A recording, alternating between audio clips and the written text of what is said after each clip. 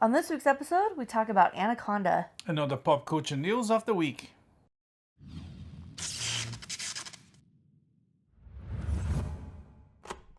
So this week we got... Happy New Year! Yeah, Happy New Year! Yeah, it's officially 2026. Even though this is the last episode of 2025, we produced for the week of the last week of 2025. We're only recording now, and we saw some things this week. A lot of things. Yeah. There's a little bit of news, and next week we're going to the best and the worst, or maybe not so best, of the past year and what we hope for the next year. But Happy New Year. Yeah, Happy New Year. It's Brings good things. Yeah, everything is different. I mean, it technically it wasn't raining yesterday. Now it's raining. Oh my gosh. It's a whole new world. Yeah. Our kids managed to stay up till midnight last night for their first time ever. And our 9-year-old in particular has been making a lot of jokes about it. Like, everything she says about yesterday, she's like, yeah, that was last year. Like, she's like, yeah, I drank a lot of soda last year. And then she'll look at me like, That's funny. Yeah, she's very funny. Well, anyway, one of the things we did... Oh, new year, new date. Of course, it will take a couple months for us to write 26 instead of 25. Oh, yeah. But we're going to get there together. If you notice any discrepancy on the dates on our podcast or pages, let us know. We know it's 2026, even though this episode is about 2025. So, yeah. Yeah. So, one of the films that we saw last year was Anaconda. I remember. Do you? I remember Gandalf. It was long ago. I was there 3,000 years ago. Ah, what a film.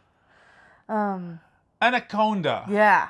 Which is referred inside the movie as The Anaconda, but the movie is named Anaconda.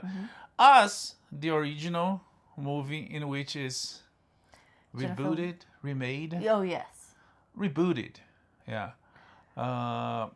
This one, Anaconda 2025, starring, it just came out last week, starring Jack Black. Paul Rudd. Thandiwe Newton. Steve Zahn. Yep.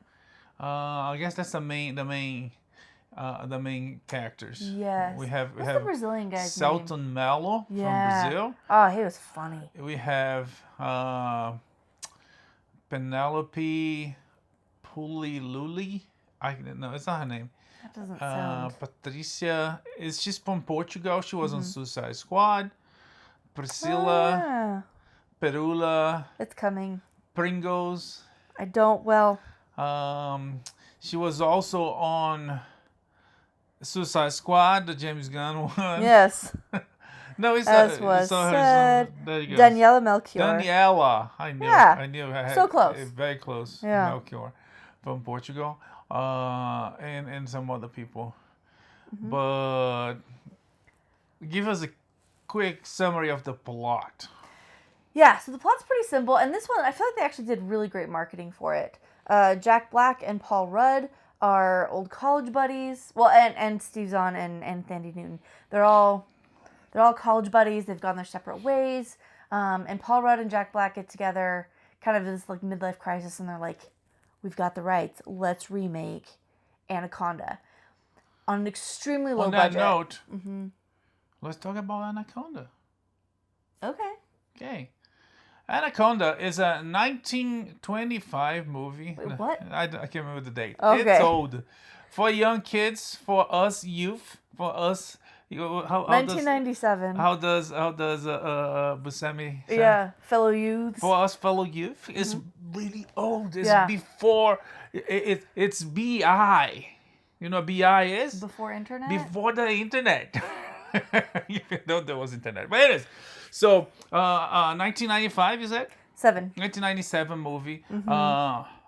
Starring Jennifer Lopez, Eric Stoltz, Ice Cube, Owen Wilson, and Jon Voight. With this excellent South American accent. Some choices were made in this film, and like, oh my gosh! It's on the 100 movies that everybody loves to hate. It's like it's so bad that people have fun, and Yes. the curiosities about the robotic snake. man. And there's one, I don't know if you heard this one. It was like a lot of hydraulics and chips and stuff and remote control, and at some point it starts freaking out, just like failing, right? Yeah. They use that in a movie. You might not notice if you're not looking for it, but it's like, No. that snake is not normal. It's because it wasn't in the movie. Anyways, Interesting.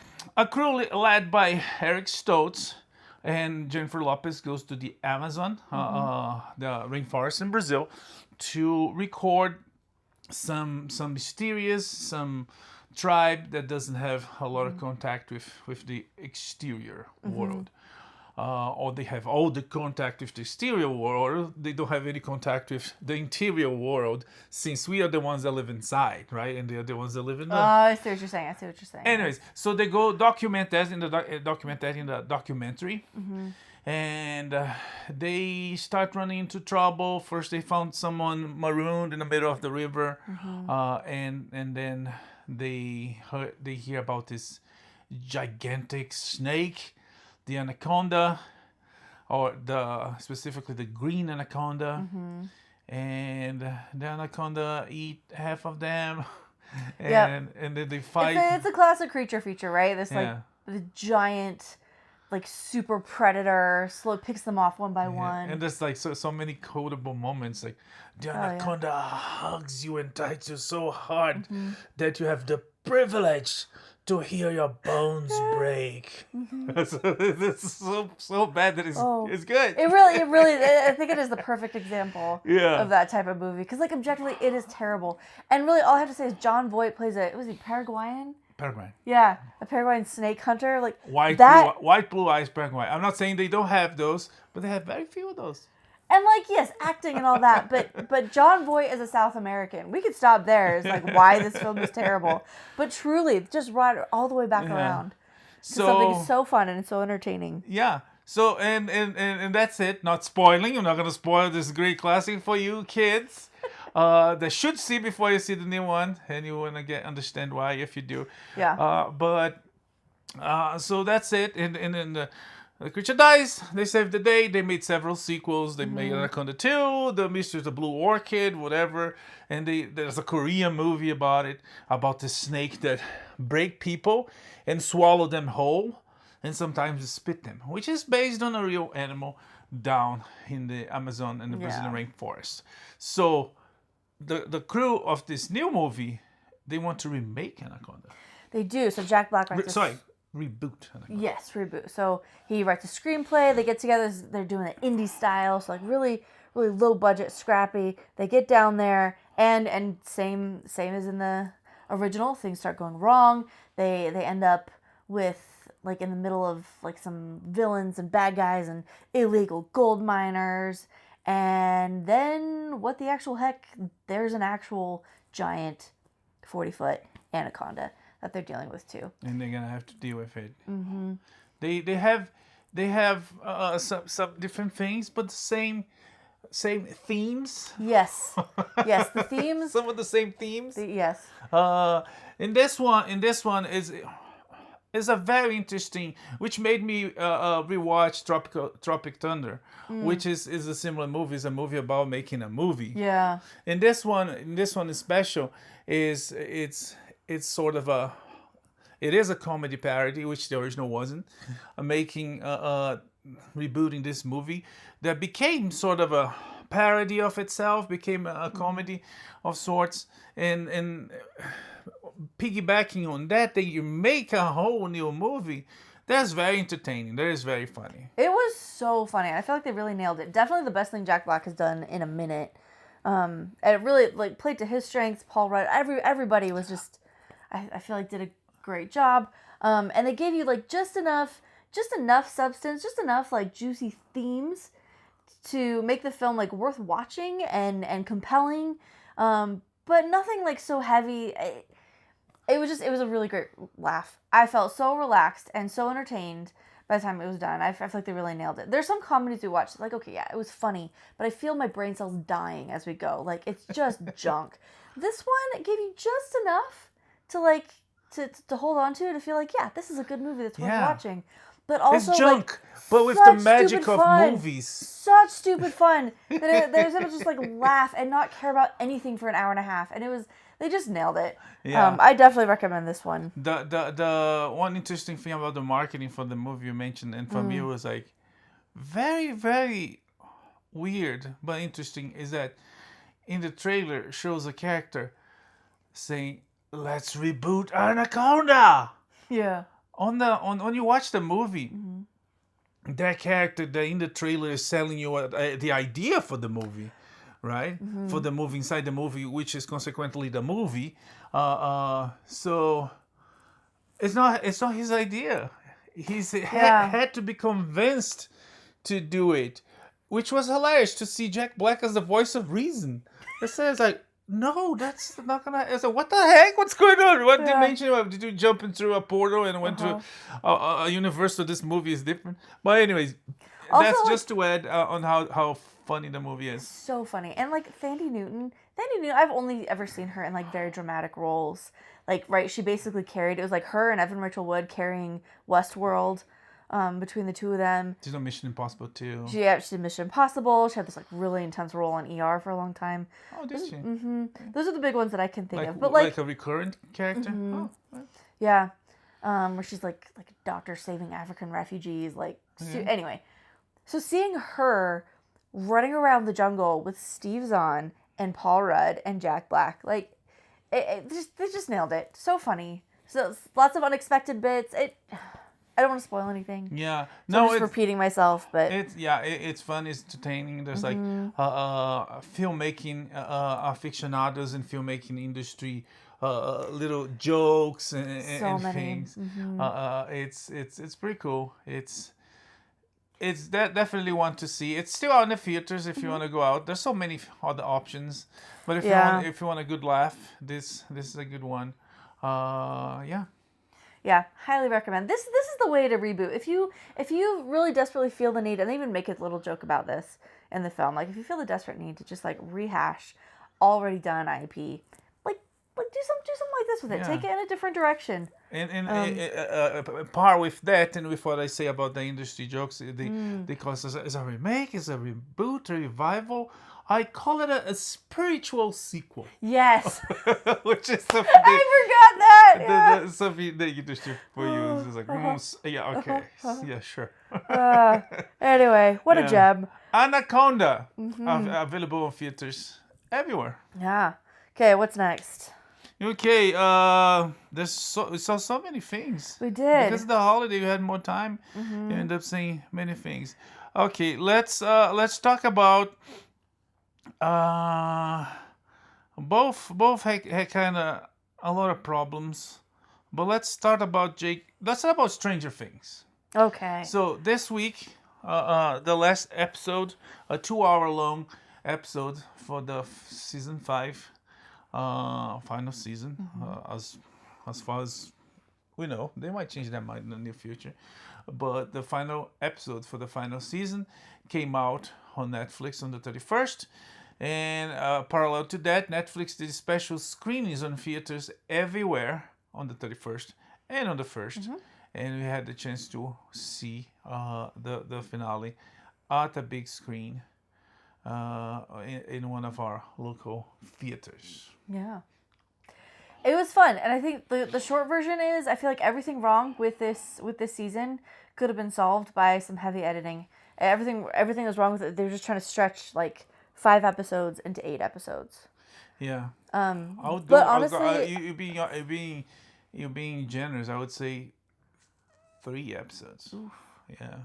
I don't mind taking a little time, and especially when you're ending like a beloved series. Yeah. I don't mind taking like a little extra time to let the audience like say goodbye. Let us have some feelings. Like, but it's like writing. Fine. But this one they way overdid it with that. It's because writing is so powerful that something like I love you and I know, it's like carries a semantic load that for papers and articles and books, just like a single scene with a couple words. So less is more in many cases, if not in all the cases. And Yeah, they did not apply that. and even some season at all. some of the subplots and the problems, they rehash problems that have been happening since all the seasons. And it's probably the biggest one is the end of season 4. They walking up the hill and the world is on fire, like literally open up the jaws of hell. And they 2 years later, and that was solved by like metal sheets. So and then let's start again. Let's start another problem. So there was a lot of problems on that sense, that going back to do more. So two steps forward, and 4 steps back to stretch this into a conclusion. There's dividing opinions there. I didn't think it was terrible. No, it wasn't. In the end, I felt satisfied. Yeah, but it was long on. They tried to. To make everybody happy, and by me everybody, like the characters, and I'm not talking about happy ending, but everybody had their moment to shine, and that moment to shine was even longer than it should be. But all that aside, and a little bit predictable, maybe a lot predictable. That was something that people complaining, and I tend to agree with some. Yeah, I don't know. They set the bar really high for themselves in that first season, and well, anyway, I felt like overall. But maybe it's about how Star Trek movies, they have the evens. Is that what they say? The evens are the good ones. The odds are, maybe that because season 1 was really good. Season 2 was like, and then season 3 was really good. But then season 4 was really good. Yeah. And then season 5 was like, yeah. I really think I stand by my original statement. Everything wrong with it could have been solved if they had been willing. And I don't know whose call it was to say, like, let's do 8 movies instead of, like, 5 episodes. Yeah. Because I think that would have forced them to, like, tighten up some of the writing and solve some of the problems. But anyway, all that aside, they wrapped up the show. They tied everything together. I think they did everything you'd want with a final thing. There's a couple like nice mystery boxes that they left closed, and but other people, most everyone got like a nice tidy, like a happy ending, good resolutions. They gave everybody good connecting themes, and they gave everybody an ending, and then they gave everybody another ending, and everybody another ending. Yeah, no, it ended so many times. The epilogue. So the story, the adventure, or the campaign, like they like to say, ends, and then there's like this epilogue. That's quite long. It is. No, the epilogue is like half the episode, but an epilogue. An epilogue. That's what you did. But if you're a fan of the show, you might love it. You might hate it, but you're gonna have a good time loving or hating it. Some people have been comparing it to Game of Thrones season 8. I think that's grossly unfair. It is nowhere near that bad. I honestly never thought. People talk about the last season of Game of Thrones. I never thought it was that bad. For me, it went so like all of Game of Thrones. We had. You were expecting her to marry him and be happily ever after? No, that's not why it was bad. It was the whole season. Like, there was like all this build up to things that never happened. People who were intelligent suddenly started making very stupid decisions. Yeah. And I'm not talking about Daenerys descending into madness. I'm talking about like the whole because that was what was that whole battle on the first episode. What was? That she first of all, her descent into madness. I thought that was interesting. That's like a very Game of Thrones twist, right? Like, you think everything's gonna be happy? No, it's not. Like Red Wedding, like that I don't have a problem with that. I do have a problem with like the whole. There was like all this build up and like all these great things are gonna happen, and then nothing happened, and then out of like for no reason whatsoever, what was his name? Bran takes over. Bran, who we hadn't seen in several seasons, who had all this promise of a very interesting arc with like getting into the magic side of things, and then like nothing happened at all. And then he just shows up and is like, obviously I'm gonna be king, and also my sister, I watched you get raped and tortured. That was a bummer. And now I'm the king. Like, it made no sense. The writing got very bad and very lazy, and it wasn't consistent. Like, the character arcs weren't consistent. Like, it just, It was dumb. This one, with Stranger Things, I just feel like the writers got a little self-indulgent, and maybe the suits were telling them we need to make this like a massive, huge event. Yeah. When it should have been just like a final season. Yeah, I'm not gonna go through details, but it does have some writing problems and things that happened, and he was like, "What the heck? What? How is that?" But anyways, not gonna go through that. But yeah, Stranger Things, the entire show, series, 5 seasons, many episodes, available on Netflix everywhere. If you're following, see how it ends. Yeah, I still think overall this show is definitely worth watching. Yeah. And there's plans I enjoyed the ending. And there's a musical at Broadway. There's a plans for prequels, spin-offs. They're gonna do an animation. So we'll see how it goes. Yep. Okay, what's next? Also from Netflix, we saw this movie with Adam Sandler and George Clooney. And there was, I came for Adam Sandler, and I guess I stayed for Adam Sandler. I don't know why we stayed. Honestly, you could pass on this one. I thought this was disappointing. It feels like all the 2 or 3 George Clooney movies that you've probably seen. He plays this arrogant movie star. It's like, wait, does he play? Does he really play? Or he's just a Monday? He's just like living it. He plays this arrogant movie star that the death of a close friend or business partner makes he rethinks his life and his relationship with his daughters. And he in a sort of a midlife crisis or end of life crisis. Yeah. He goes through, I need to find my daughters. I need to make them love me. I need to fix this. And then he goes to Europe, and then there's this whole trip, and it kind of gets long and boring because things don't move. And the character, even because George Clooney is every other character. And there's like the masses of the industry and agents and publicists and people like that. It's not funny. It might get you a laugh here and there, but it's not like funny per se. It's a drama, but it's shallow. I had a really hard time sinking my teeth into this one. Yeah. I feel like maybe this might be like emotional and thought provoking for like the multimillionaire movie star crowd. But assuming that every multimillionaire person made their money at the expense of their family and relationships. Yeah, well, which might not be the case for all of them. This is true. This is certainly true. Well, I guess I don't know. I just really struggled. George Clooney. So Adam Sandler plays his manager, but who's also his friend. But maybe the friendship is like really one-sided. Laura Dern is his attorney, and I don't know. Like every step of the way, he's like having these emotional crises, and I just like could not empathize with him, sympathize with him. Yeah. There's no moment where I really felt like invested or felt bad for him, and then the movie loses you. And honestly, I just kind of like hated him the whole time. Yeah. Like it didn't work. I don't know if it's a writing problem or if like his problems were just too niche. Like I could not emotionally invest in the relationship between him and his manager because like that is not a relationship I can even begin to comprehend.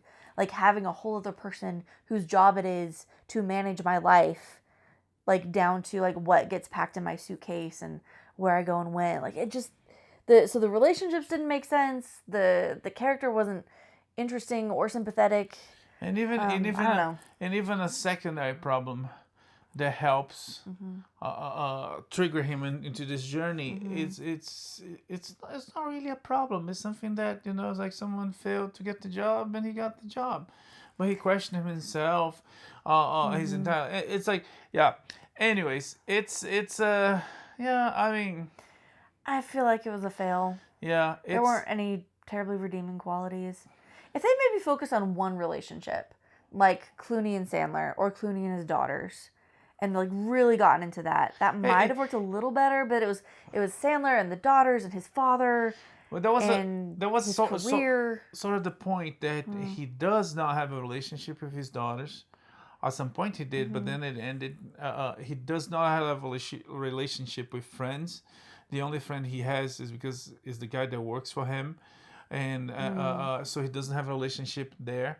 And the only relationship is basically with himself.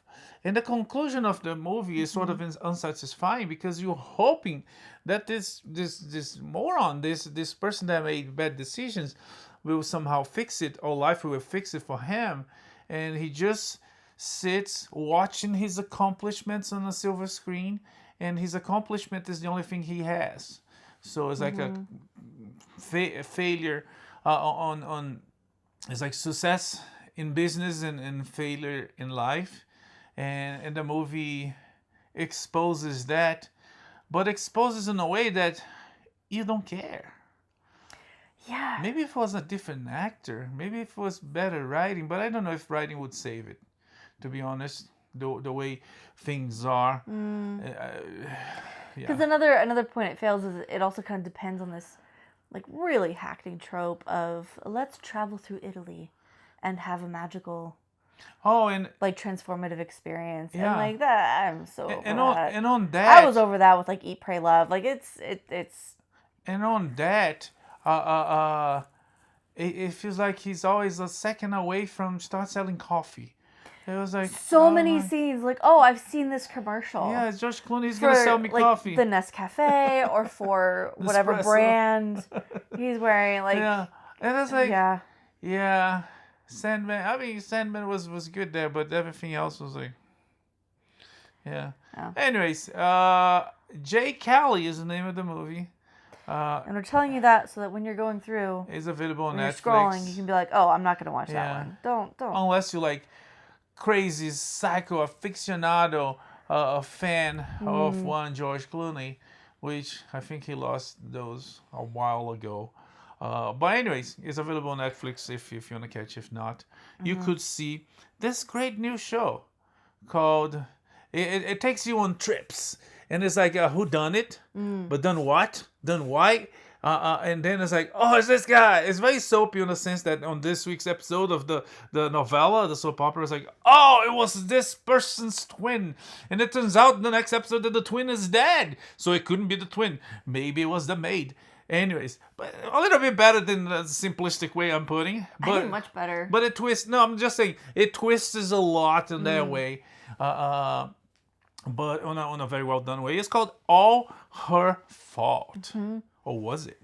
Oh, was it? Yeah, this one is very interesting. So pretty simple premise. A child of some very wealthy parents is kidnapped from his school. And this happens within the first couple minutes of the show, and we don't see the kidnapping. We're with the mom most of the time and like her point of view. Yeah, we find out when she finds out, and she finds out it's way too late. He's gone for hours. Yeah, it is horrifying. And here's an example of people living a lifestyle that most people don't. Like, this family is absurdly wealthy, and most of the people on the show are pretty affluent. But here, like, this, like, it resonated, and I was like emotionally into it. And the whodunit, I thought it was really well done. Every episode, I don't know that I would change anything. I don't know. It was good. It was good. It Yeah. was good. I think. If anything, I didn't like. I mean, that was the casting of one person that was like, oh, this guy plays this character way too often. Yeah, but I feel like the writing was good enough that I did not know where we were going until we were there. And then once we were there, I still was like, why is that no? Yeah. Surely not. But then by the time they were done, I was like, yeah, that made so much sense. I get it, and well done. Yeah, and of course there was like one plot area subject, a plot line of the movie that kind of it's based on a book. I don't know if this is in a book or not, but there's something that happens to Michael Pena's character, the cop, throughout the movie. That when you introduce his character and some of the what happens in his life to maybe create a sympathetic connection between his character and the main characters that are going through this sort of tragedy, and he's being a father. And then there's some other aspects of that, and then at the end of his decisions on what to do, it's kind of like I don't know. I don't know if I'm really happy with that. But besides that, I think Happy with what he did, or happy with like why he did it? Mostly of what he did it. Yeah, because it's like it's like whatever, the treatment of the law. It's like that's okay. Let's move on. Case is closed. But anyways, besides that, I think that the everything else on the show was pretty solid. It was very. You said it was simple, but it was very complex on it how starts very the simple, web. but it gets I mean, we think very simple because when you take a deeper look and see, oh, this happened and this happened and this happened, and then you suddenly have a web of intrigue. Indeed. With themes. So many themes. Yes. Family dysfunction and revenge and jealousy and heartbreak and a good neighbor. Yes. Oh my gosh. Because at the end, that's what she was, right? In the end, that's what she was. She was a good neighbor. I guess so. Dakota. Oh yes, Dakota Fanning. Yes. Yeah, she was a good friend. She really was. And life's like changed forever. So it's a fun, intriguing, compelling show. That you should watch. Is available on Peacock. And the name is All Her Fault. All Her Fault. Yeah, I would love to just chat about this for a while, but I don't want to give anything away. You need to have the full emotional experience. True. Sarah Snook was nominated for an She's Emmy. the mom. She's the mom. Good. Yeah, for an Emmy, which she's not unfamiliar with being nominated. She was in Succession, a very successful show. And her character was an important character there. But anyways, All Her Fault on Peacock. Yeah, it's good stuff. Really, really good stuff. Okay, It's not the name of the new Star Wars by Kathleen Kennedy. You might think it is because, All Her Fault. But no, she had some help. Last joke of 2025. Maybe there'll be more. Okay, and then last but not least, we saw the premiere episodes of a new series called The Pendragon Cycle, Rise of the Merlin. And this is coming from Daily Wire. Yes, on Daily Wire Plus, the streaming service from the Daily Wire. Yeah. This one based on books of the same name, The Pendragon Cycle. And very well done. Production value, very high. High production value, yes. The story has some familiar themes from the Arthurian legends, or do they? Because there's some twist at some moment that's like, wait a minute. And it's bringing in other stuff too, like one of our main characters. This also involves refugees from the city of Atlantis. So it's not just Arthur. We're drawing on a whole bunch of other stuff. Yeah, which it plays that whole thing of or unknown, or in comic books they call this secret origin story. Yes. And it gives expand on that, and they give us 2 episodes, and it's interesting because at the end of the second episode, it's like it's I'm not gonna say anything, but it's like I guess that's why they gave us 2 episodes as the pre special premiere, because the show actually comes in January, the end of January. They have for all access members, they have available on December 21st. And I liked it. I'm willing to join this journey of these known fabulous, and I mean fabulous because the source of fables, not fabulous, but I'm willing to join this journey. I get high value. The everything is pristine. It's really well done. Acting, the actors act really, really good too. They do. The script is leaving something to be desired. Yeah. For me, there were some time jumps that were very confusing. Oh, yeah. And this has plagued other Daily Wire productions too, where they get good talent, they get good production value, but then there's just some writing issues that are hard to get past. So there's some weird time jumps. There's some characters that, like, it's not really terribly clear, like, who they are, what they're doing. There's moments where, like, a character will just, like, gallop to a place and just show up there. Like why is he there? What is it? Well, but when you gallop to a place, you're gonna show up there. Right, but why did he go there? Because there's really good reasons for him to be somewhere else, and it was kind of implied like he should be somewhere else. But now randomly he's in this place. So there's some writing issues that I really hope get cleaned up, because I would love. I really want this to work. The Arthurian Legends, it's so much. There's so much good stuff there. So I feel like it's maybe a shaky start, but definitely room for reason to be hopeful. If anything, I mean, first remember, if you're galloping anywhere, remember to have a sign explaining why you're going there. I don't need a sign. I just need it to make sense. Like, I'm pretty good at reading between the lines. Sure. But there were moments where they're like, our people have to leave this place. And then he just randomly goes back. Like, why? Okay. Why? Yeah. You were literally kicked out. Why did you just, like, show up in the stable? I don't know. It makes no sense. And why do we have Franciscan monks when we were just talking to Romans? That doesn't make sense. Sure, but they never claimed they're Franciscan monks. They were dressed like Franciscan monks. There are, the monastic orders have. I know they have dress code, and if you're gonna but maybe it's just a coincidence that they dress alike. It very well could be, because there's also this element, like, European history. I love it so much. And I love the Arthur Legends. So there's definitely a part of me that's going to be like, actually, with everything they do, and I have to let that go. But then also, like, why did the monks show up there, and why were they there all the time? Like, it never. There were just some whys that I felt like. There's some things that didn't make sense. Like, what were they doing there besides standing around being like.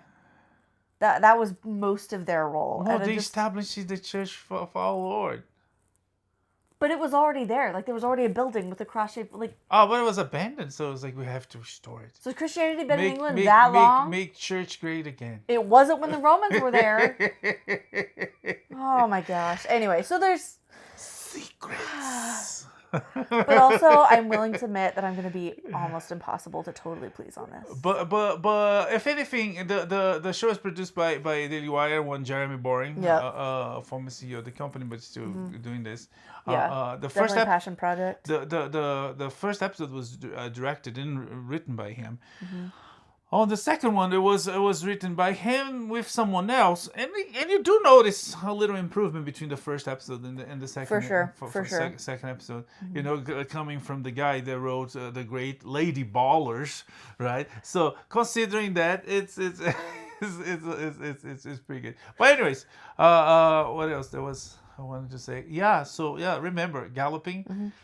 Make clear your intentions. Or at least don't say you're going to do one thing and then do something like non sequiturs. That's the word. Lots of non sequiturs. Plot twist. No. Captain Jack Roberts, right? He's, I love you. I'll be back. And I'm a pirate now. Plot twist. Anyways, enough of Pendragon Cycles. All right. Available. Pendragon Cycles: The Rise of the Merlin. Uh-huh. It's available. A lot of people question, and I'm not sure if I can explain it yet. It's like the rise of the Merlin, not the rise of Merlin. But anyways, as the show progresses, we might find an answer for that or not. But anyways, available on Daily Wire, all access. Yep. Members have access to the first 2 episodes.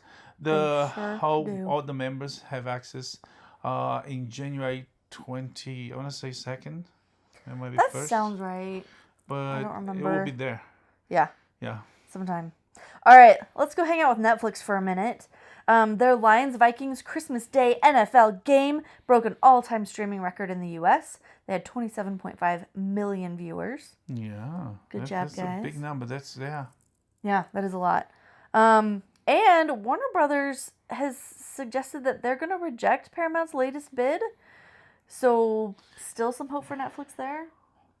Maybe? Yes, even after Larry Ellison involvement and his 5-something billion. 0.8 billion, Yeah, of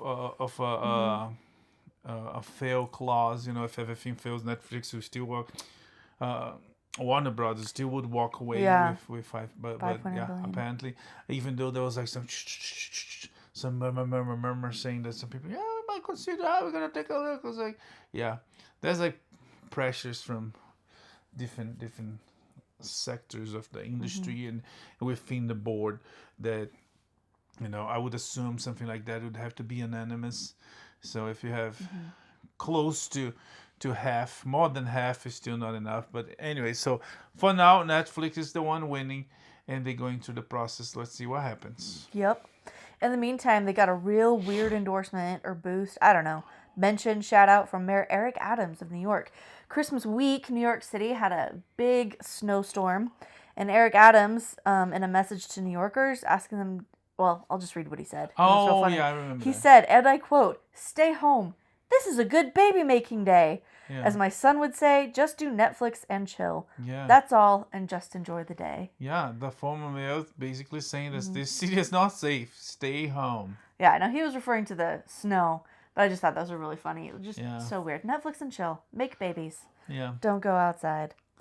Anyway, let's look at the box office. And talking about mayors of New York, the new socialist, communist, Islamic mayor of New York took over last night at midnight. Starting the first of the year, the second he took over, and there's already problems and controversies about. Well, we'll not get to that. Yeah. No. That's New York's problem. Let's talk about the box office. Avatar: Fire and Ash did real well. Yes, how well it did. Let's see.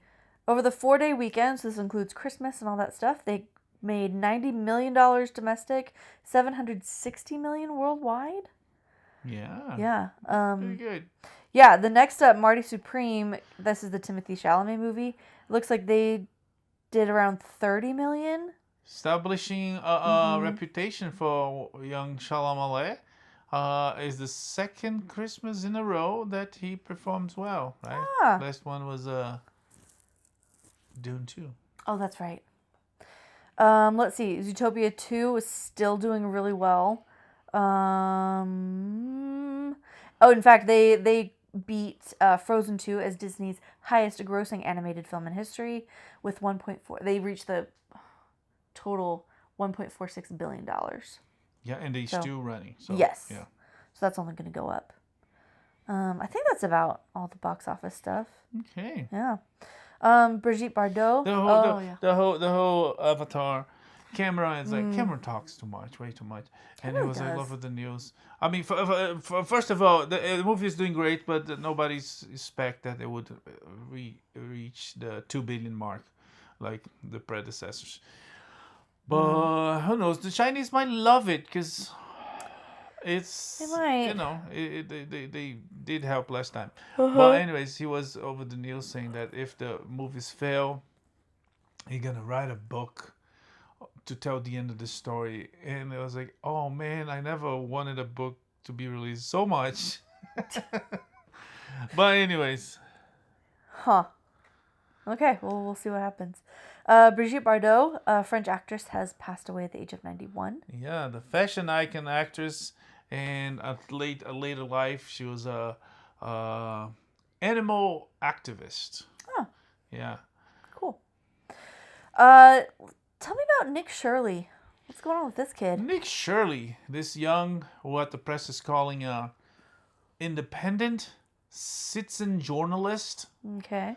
Revealed to his journalistic investigation frauds that are happening on the state of Minnesota. Yeah, so he posted stuff on YouTube and X, and he just went around to different daycare centers, and I haven't seen it, but basically he's got a list of addresses, and he goes to them and films and shows that like a lot of these like weren't even empty. They were empty, no kids, no people. Yeah, receiving money from the state. Yeah. On this big Somali ring of fraud that is happening in the state. He Yeah. hit. What was this? His Let's numbers? see. So he posted the video on X. It got more than 90 million views in 2 it's days. past 150 already. Yeah, I believe Has been a while. And one thing that's causing controversy on his expose of the situation is that mainstream media is like completely ignoring it. It's there as a fact, but they like, and influential people are saying, it's like, what the heck? That's like, you guys lie for lie. Now you're gonna lie from a mission. It's like you have this information and you're gonna completely ignore it. And we might slowly see that changing, but it's a big one, and it shows the power of a man with a camera can do very, very great important things to help Yeah. truth come to light.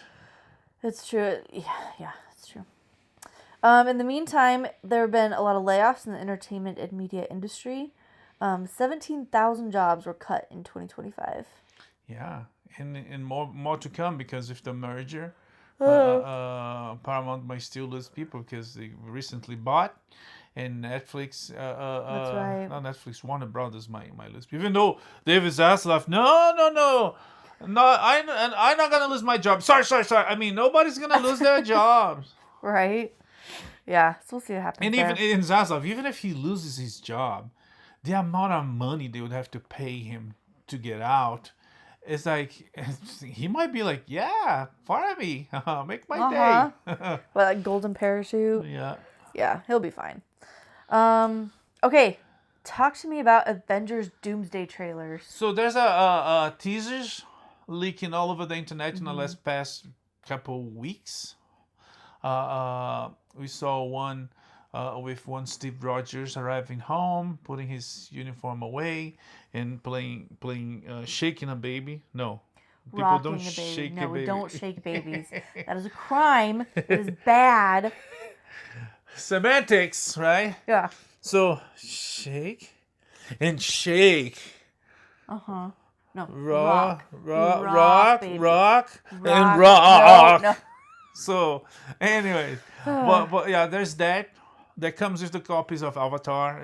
Some copies of Avatar didn't, and people got pissed and left the theater. But before the real deal was out, it leaked. We saw, and then when the real deal came, we saw there was the same thing happened with Thor. There was one that was, is this AI? Is this real? It leaked, but now is official on the official channel, so we saw that one.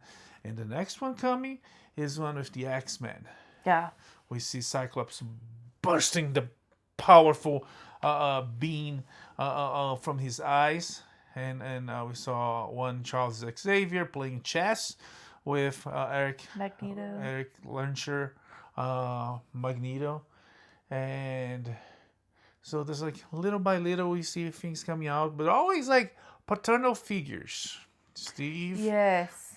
Odinson, Thor, and both Magneto and the Professor with his kid. I mean, at least one of them. Yeah, very kids. much so.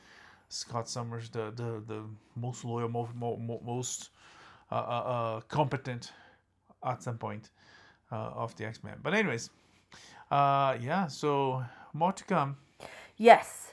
But so far like pretty promising, and if they do really lean into this paternal theme, because you'd also mentioned like Fantastic Four is very much about Reed becoming a father, like already kind of being a father to that group, but then like becoming a father to his own son. So this is kind of a cool. And Franklin is a path to very follow. powerful being in the comic books, and also they